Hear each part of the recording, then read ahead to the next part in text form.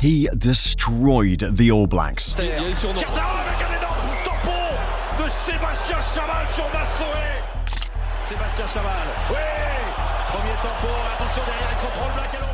Became the highest paid player in the world. Then he lost everything. This is what really happened to Sébastien Chabal, and it starts with a nickname. If you watched rugby in the 2000s, you know the face. Long black hair, a thick beard, and eyes that looked right through you.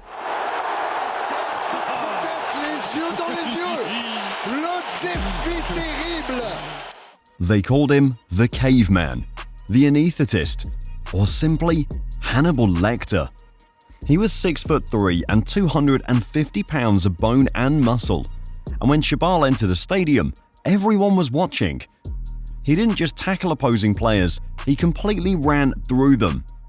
Ask Chris Musseau about the time he got folded in half in New Zealand.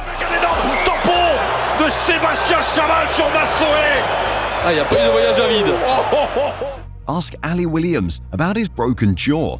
During the 2007 World Cup, French fans didn't chant for the national team, they just growled his name. He was the most feared man on the pitch, a wrecking ball who made grown men hesitate. He was a marketing dream and an absolute tactical nightmare for the opposition. But the legend of the caveman hides a much darker, much sadder reality. Because the man who gave us so many unforgettable, violent memories cannot actually remember a single one of them himself. Je me rappelle de pas beaucoup de choses, mais vraiment pas beaucoup. J'ai 2-3 souvenirs d'enfance. Et encore, je suis pas sûr que je m'en rappelle. Born in December of 1977 in Valence, he grew up in a very modest home in the southeast of France. His father spent his days working in a local garage, making a quiet, honest living. His mother worked long, demanding hours in a jewelry store to help keep the family afloat. Rugby wasn't a lifelong obsession or a childhood dream for him, like it is for most professionals. He actually tried playing the game at age 9, completely hated the experience, and quit after just 2 months. Then he enrolled in a vocational high school to specifically learn the trade of mechanics. It was supposed to be the end, become a milling machine operation and live a quiet French life. But when he was 16 years old, 2 close friends finally convinced him to give rugby another try. He joined a local amateur team in the small, unassuming town of Beauvalon. And this time, it made sense. Dans notre village, de la Drôme, et cette année-là, il n'y a pas d'équipe junior. Donc du coup, on va dans le village à côté où il y a du rugby et on joue au rugby. He genuinely liked the brotherhood found in the locker room and the combative nature of the game. He didn't have the polished handling skills, but he had raw, unteachable strength and a remarkably heavy shoulder. He eventually moved up the ranks to play for Valence Sportif in the 4th division of French domestic rugby, and it all clicked. In 1998, professional club Bourgoin came calling with a formal contract offer. He had to make a very serious, life-altering choice. He chose to leave the factory, put down his mechanics tools, and become a professional rugby player. He was just 20 years old, stepping into a highly competitive world he barely understood. At Bourgoin, he was immediately forced to learn the harsh, uncompromising realities of French rugby. He originally wanted to play at the number 8 position where he could control the ball at the base of the scrum. But that specific spot was already taken by Pierre Rasky. So he was forced to adapt, moving to the flanker position and learning the dark, physical arts of the breakdown. He spent 6 long years at Bourgoin, grinding away in the notoriously brutal French domestic league. And soon, the French national team spotted him. Just 2 years later in 2000, he made his debut against Scotland and quickly became a reliable player with an insane work rate. But he wasn't a superstar yet. He didn't have the beard and was just a very large forward trying to carve out a steady, respectable career. Then came 2004. His time at Bourgoin was up and he wanted to take the next logical step in his career. He looked toward Toulouse. They were the kings of French rugby, the most prestigious club in the country. It made perfect sense, but Toulouse looked right past him. They didn't even make him an offer. They simply didn't think he had the technical ability to fit into their complex systems. It was a rejection that could have broken a lesser player. Instead, it pushed him out of his comfort zone, and it accidentally created a monster. Over in England, a man named Philippe Saint-André was managing the Sale Sharks. Saint-André was a former French international, and he knew exactly what Chabal had to offer. In 2004, he brought Chabal across the channel to the English Premiership, and it was the perfect storm. Also, this is different to any Test match ground, and Sale are starting to understand that. Ronan O'Gara. The Premiership was a brutal, unforgiving league built on set pieces and heavy collisions. It suited Chabal perfectly. Even better, the coaching staff at Sale finally gave him the number 8 jersey. They told him to stop overthinking.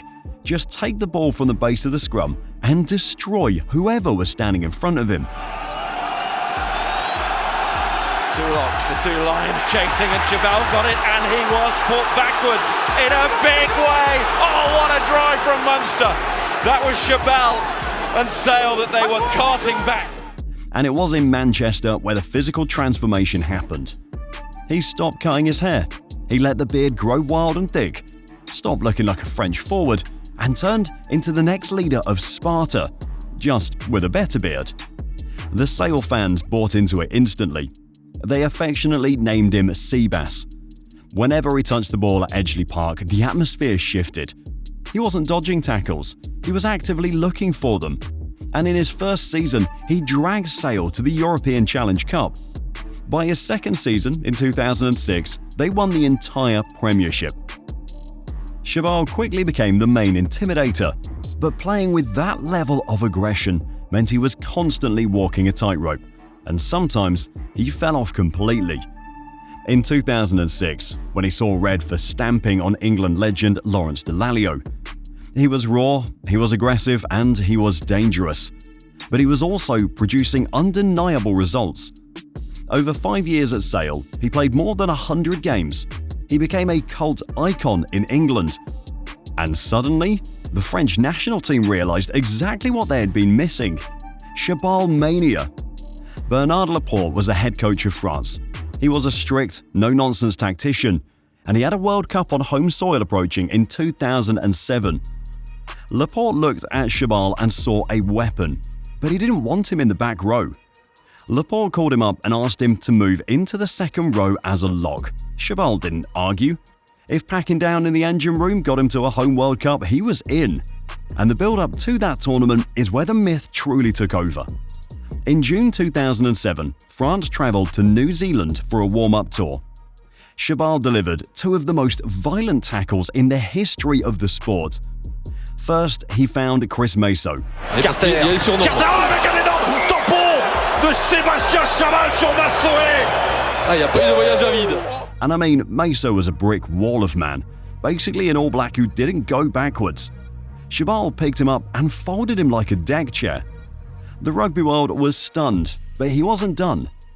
Later on that same tour, Ali Williams carried the ball into contact. Chabal met him with a blunt force impact that literally shattered Williams' jaw. He didn't apologise. He didn't even look back. He just jogged into the defensive line. By the time September rolled around and the World Cup kicked off in France, the country was entirely consumed by Chabal mania. He was on every television screen. He was selling cars, cologne, and real estate. When his name was announced at the Stade de France, the crowd didn't cheer, they roared. A deep, guttural sound that terrified opposing teams. But here's a tactical reality that gets lost in the myth. Laporte rarely started him. He knew Chabal's massive frame would burn out if he played 80 minutes at lock. So he used him as the ultimate impact sub. He unleashed him in the second half against tired legs, and it worked. The defining moment came in the quarter-final in Cardiff against the All Blacks. France stood inches away from the All Black players during the haka, and Chabal looked like he was ready to kill someone. Then Le Bleu pulled off one of the greatest upsets in World Cup history that night. Better. Not ideal, but better. Oh, and in comes Damien Traoré, using his pace. Well, it might have been a touch forward, but he got away with it. Michelin They pass inside, and Josian over. And while they eventually lost to England in the semi-final, Chabal had already cemented his legacy.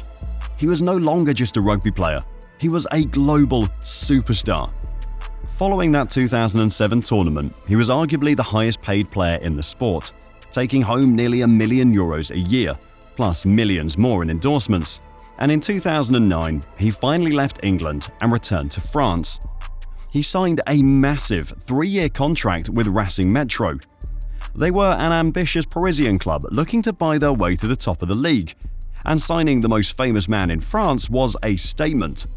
But the reality of professional sports is unforgiving. The human body only has so many collisions in it, and Chabal was starting to feel the heavy mileage of 16 years in the trenches. The game was speeding up, the younger players were getting faster and fitter, and the caveman was losing his mobility. He spent 3 tense years in Paris, but the magic was fading. And in 2011, he was completely dropped from the French setup for the World Cup. His international career was quietly over, capped at 62 appearances. By 2012, things at Racing Metro turned toxic. He openly criticized the club's coaching strategies in the media, even the referees. Management didn't take kindly to the negativity, and they released him from his lucrative contract. C'est un soulagement pour moi aussi. Voilà, aujourd'hui je suis apaisé, je suis triste de ne pas faire la fin de saison les 3 derniers mois avec mes copains, mais putain que ça fait du bien d'être soulagé, de se sentir libre, quoi. Voilà, parce que j'étais quelque part, j'étais emprisonné et j'étais pas heureux. He played out his final days down a division with Lyon, helping them secure a promotion before finally listening to his body. In 2014, a 36-year-old Sébastien Chabal retired.